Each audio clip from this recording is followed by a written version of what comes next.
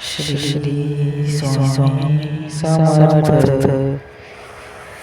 श्री स्वामी समर्थ। श्री स्वामी समर्थ। श्री स्वामी समर्थ। श्री स्वामी समर्थ। श्री स्वामी समर्थ। श्री स्वामी समर्थ। श्री स्वामी समर्थ। श्री स्वामी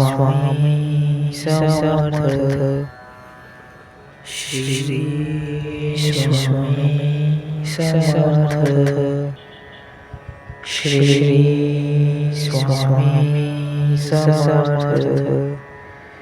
श्री स्वामी समर्थ। श्री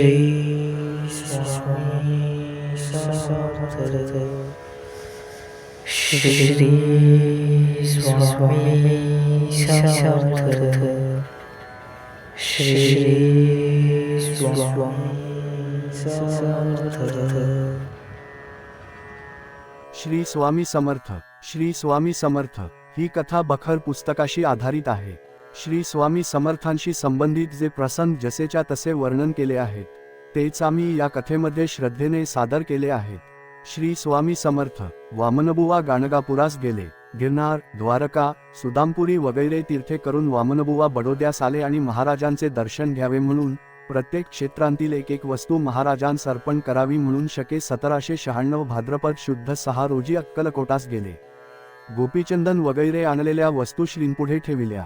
ते पाहून बताशासारखे आणलेले पदक कोठे आहे, हे सर्वांतर्यामित्वाचे भाषण ऐकून बडोद्याहून येते वेळेस पदके डब्यात काढून ठेवलेली आणण्यास विसरलो असे त्यांस स्मरण झाले.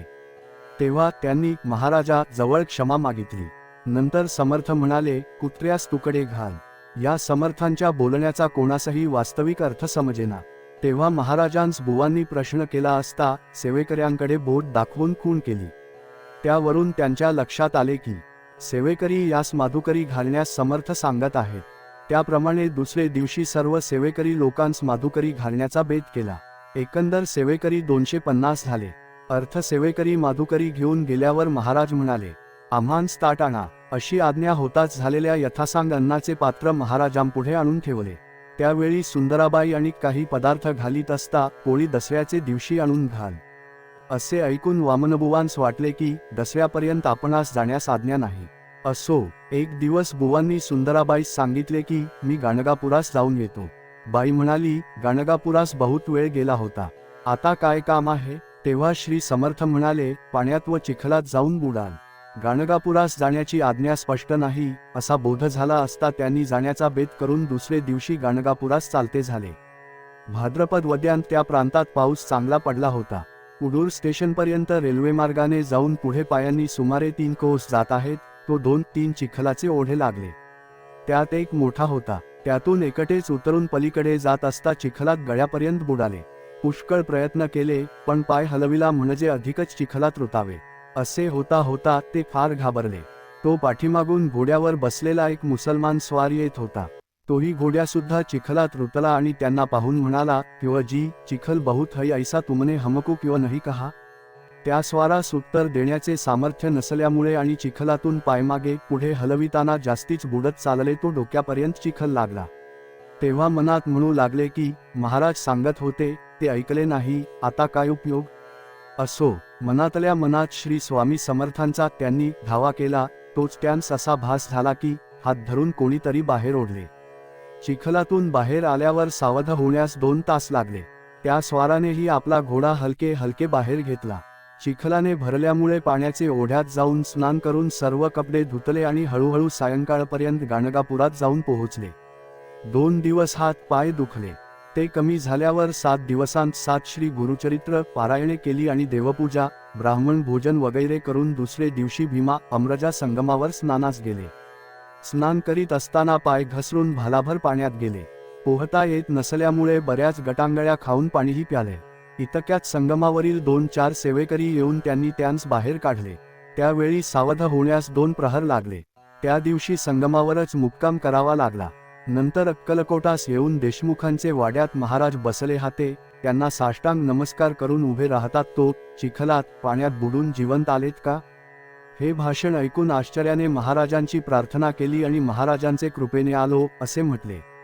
त्या दिवसापासून अक्कलकोट सोडून कोणत्याही क्षेत्रास जावयाचे नाही असा त्यांनी निश्चय केला. नंतर विजयादशमी श्री समर्थांस उत्तम प्रकारचा नैवेद्य करून भोजन घातले. नंतर सायंकाळी राजेसाहेब, बंबगार्ड व महाराज आणि इतर कारभारी, मानकरी वगैरे मोठ्या थाटाने स्वारी शमीपूजनास निघाली. तिकडून येऊन महाराज राजवाड्यात गेले. ते 4 दिवस बाहेर आले नाहीत. वामनबुवा आज्ञा घेऊन परत बडोद्यास आले. श्री स्वामी समर्थ. श्री स्वामी समर्थ. श्री स्वामी समर्थ ही कथा बखर पुस्तकाशी आधारित आहे. श्री स्वामी समर्थांशी संबंधित जे प्रसंग जसेच्या तसे वर्णन केले आहेत तेच आम्ही या कथेमध्ये श्रद्धेने सादर केले आहेत. श्री स्वामी समर्थ. श्री स्वामी समर्थ. श्री स्वामी समर्थ. श्री स्वामी समर्थ. श्री स्वामी समर्थ. श्री स्वामी समर्थ. श्री स्वामी समर्थ. श्री स्वामी समर्थ. श्री स्वामी समर्थ. श्री स्वामी समर्थ. श्री स्वामी समर्थ. श्री स्वामी समर्थ. श्री स्वामी समर्थ.